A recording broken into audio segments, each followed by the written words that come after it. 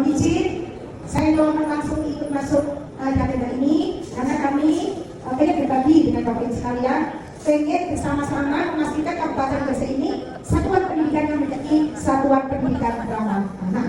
Nah, yang sudah mendapatkan sosialisasi satuan pendidikan ramah anak angkat tangan. Kedua kali kan belum ya? Apa? Itu kepala sekolah, ini kepala sekolah buatan dari. Ada yang pernah mungkin berinisiasi sudah deklarasi sekolah anak menjadi sekolah ramah anak. Siapa yang kenal SMA? Anak senang, guru tenang, orang tua bahagia. Ayo saya kenal. Gak kenal juga? Sudah deh. Nah sudah.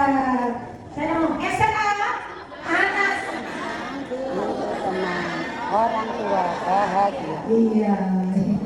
Jadi ini dalam kerangka salah satu indikator untuk memenuhi bagaimana memastikan sekolah kita ramah anak. Bapak Ibu sekalian, yang dikatakan sekolah ramah anak itu sekolah yang di mana? Yang bayarnya mahal?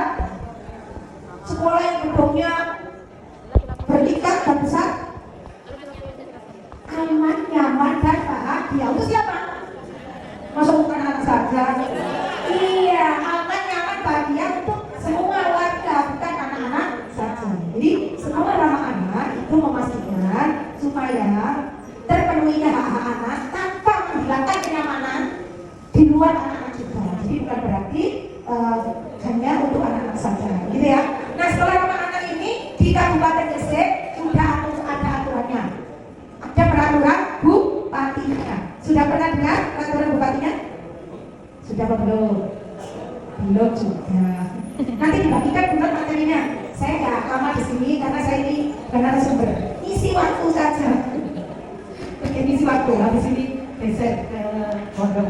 Jadi ini ikhtiar Dinas Pendidikan untuk memastikan sekolah-sekolahnya itu mampu menciptakan menjadi sekolah ramah. Apakah sekolah ramah anak itu tidak ada kasusnya? Ada. Justru sekolah ramah anak itu sekolah yang mau menerima anak dalam kondisi apapun. Entah anak korban jaringan terorisme, anak korban jaringan radikalisme, anak korban misalnya kekerasan, anak dalam pengasuhan yang salah, itu justru sekolah ramah anak itu mampu untuk menerima dan tidak hanya menerima saja, tapi juga ada sistem yang memastikan anak-anak dalam kondisi khusus ini bisa terpenuhi. Kira-kira yang memenuhi sekolah sendiri ataukah dengan mitra yang lain? Iya, jenengan nggak bisa sendiri. Jadi ketika menangani atau memberikan hak-hak anak dalam kondisi khusus, itu kita harus bermitra. Apalagi mewujudkan sekolah ramah anak, itu juga nggak bisa sendiri. Terus kita dibantu siapa saja? Orang tua, paling utama. Terus, ya, stakeholdernya apa aja? Komite, paguyuban, masyarakat sekitar, kepolisian, apalagi? Perangkat desa betul. Selama ini sekolah itu kadang-kadang tidak begitu diperhatikan desa gitu. Tapi kalau sekolah ramah anak, desa juga harus mensupport. Mungkin juga dunia usaha yang ada di sekitar. Nanti ketika Bapak Ibu akan pengen sekolahnya itu distandarisasi sekolah ramah anak, akan dicek bagaimana keterlibatan dunia usaha, bagaimana keterlibatan pemerintah desa, akan dicek bagaimana keterlibatan organisasi masyarakat misalnya LSM saya, bagaimana keterlibatan ormas misalnya di desanya ada nggak ormas-ormas organisasi masyarakat, Karang Taruna, PKK lagi. Nah, ada NU, Muhammadiyah, LDI. Nah, itu apa namanya di sekolah ramah anak itu dilibatkan. Nanti perannya di mana? Apalagi ini nanti ada program makan siang, benar tadi? Belum ya? Belum.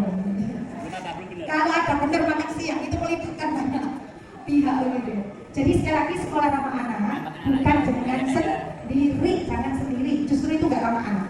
Sekolah ramah anak itu melibatkan seluruh. Nah, bagaimana caranya? Bapak Ibu sudah tahu sekolahnya sudah di SK Dinas Pendidikan berkomitmen menjadi sekolah ramah anak? Tahu apa belum? Belum. Jenengan ini datanya di saya sudah di SK bahwa sekolah jenengan itu masuk menjadi komitmen untuk sekolah ramah anak. Seluruh SD negeri swasta di Kabupaten Gresik. Karena tahapannya adalah di SK dulu oleh dinas. Boleh mengajukan ke dinas untuk minta menjadi sekolah ramah anak. Boleh dari dinas, yang penting ada SK.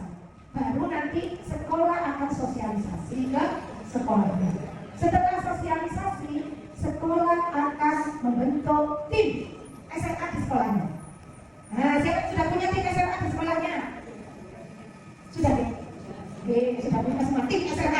Beda dengan tim TPK. Jadi tim SRK ada beda ya. Ada tim SRK, ada tim pencegahan dan penanganan kekerasan. Nah setelah tim ini, Bapak Ibu nanti jangan akan deklarasi. Siapa yang sudah deklarasi? Angkat tangan. Nah yang sudah satu dari mana? Oh iya, yang menganti kemarin ya. Yang menganti, bukan menganti pernah yang dalam gitu ya. SD pun Pak. 236 juga deklarasi. Nah setelah deklarasi nanti itu boleh memasang kayak apa banner itu loh, memasang banner sekolah ini ada sekolah mana. Nah panduan cara masang banner juga sudah ada panduannya. Sudah pernah dapat pedoman SLA? Belum, ya nanti dikasih dulu ya. Jadi selain di Perbu, teknisnya itu ada di pedoman Kementerian Pemberdayaan Perempuan dan Perlindungan Anak. Jadi caranya bikin SK itu kayak apa, caranya bikin banner menyatakan namanya. Nah setelah ini maka tim SRK-nya itu baterainya tim SRK-nya nanti akan menyusun program dan melakukan evaluasi atau melakukan pengisian borang, evaluasi sendiri. Aku ini kurang apa ya? Sekolah ini kurang apa? Nah indikator-indikator itu sudah ada di panduan dan di perda. Misalnya, apakah sekolah pernah melakukan sosialisasi pencegahan kekerasan anak? Nah, nanti dicek. Buktinya apa kayak gitu. Nah, insya Allah Bapak Ibu di sekolahnya sudah data-data dari dokumen itu sudah ada kan? Tinggal nanti akan diuploadkan. Misalnya, apakah kebijakan kurikulumnya itu mendukung perlindungan anak? Nah, kayak gitu. Itu tinggal diupload, dicari kurikulum yang mengarah ke sana. Dan nggak usah bingung harus spesifik ya. Kita ini kan semua pelajaran kita ini nggak mungkin dalam kerangka pemenuhan hak anak, ya nggak? Semua pasti terkait pemenuhan hak anak. Bapak Ibu tahu yang dikatakan anak usia berapa? Izin kasihnya. Usia anak berapa? Ayo, berapa usia anak secara undang-undang perlindungan anak? Di bawah 17, yang mana? Di bawah 18 tahun. Jadi anak secara undang-undang perlindungan anak adalah seseorang. Jadi seseorang yang belum, ada yang belum berusia 18 tahun, termasuk yang dalam kandungan. Jadi belum ini menjadi catatan, belum berusia 18 tahun. Berarti kalau 18 tahun anak-anak tidak. Itu bukan kita contoh sini. Iya Pak Edi, itu luar biasa ya, keren. Nah, saya akan memperkenalkan karena anak dan orang dewasa itu ada hak yang berbeda. Jadi kalau hak asasi manusia itu kan kita tahu ya, tapi dibedakan hak asasi anak dan hak asasi orang dewasa itu ada yang berbeda, ada yang sama, ada yang berbeda. Kita lihat perbedaannya di mana? Hak apa? Orang dewasa punya, anak tidak punya. Hak bermain, anak-anak punya, orang dewasa boleh nggak orang dewasa bermain? Boleh. Ayo cari hak anak yang nggak boleh, orang dewasa boleh. Hak bekerja, bekerja itu orang dewasa itu adalah hak, tapi kalau anak-anak nggak boleh bekerja. Meskipun itu membantu orang tuanya jualan jangan dikatakan membantu ya, berarti nggak bekerja. Tapi itu adalah proses DG punya tanggung jawab. Jadi anak-anak juga nggak boleh tak diajarkan berdagang, kan ada pelajaran mulai itu tidak jangan sampai itu. Apa terima? Nah itu tetapi dalam rangka mendidik. Ada aturan-aturan tertentu tidak boleh najam, tidak boleh tereksploitasi. Meskipun dilakukan merah minta itu hanya satu jam, tapi itu kan eksploitasi. Nah itu nggak boleh. Ada lagi satu lagi apa yang nggak boleh karena apa yuk? Menikah. Jadi anak-anak itu tidak boleh menikah. Jadi saya nitip ibu bapak sekalian, jika ada anak-anak atau mendengar ada anak yang usia berapa? Di bawah 18 tahun itu, oh itu mau dinikahkan, segera informasikan. Karena ini itu juga masuk ke undang-undang TPKS, tindak pidana kekerasan seksual. Nah, untuk lebih mengenal tentang hak ini, saya akan mengenalkan tentang tepuk hak. Sudah kenal semua? Oh, kompak sekali di sini ya. Oke, yang sudah kenal sih Mbak Yati. Mbak Yati ini akan Bapak flip dulu sebelum jadi PNS menjadi tim kami di perlindungan perempuan dan anak di bawah ya. Oke, tepuk hak anak, hak hidup, tumbuh kembang, perlindungan, partisipasi, bicara partisipasi ya. Nah, oke, mulai. Mbak Yati, Bu Yati. Tepuk hak anak, hak hidup, tumbuh kembang, perlindungan, partisipasi.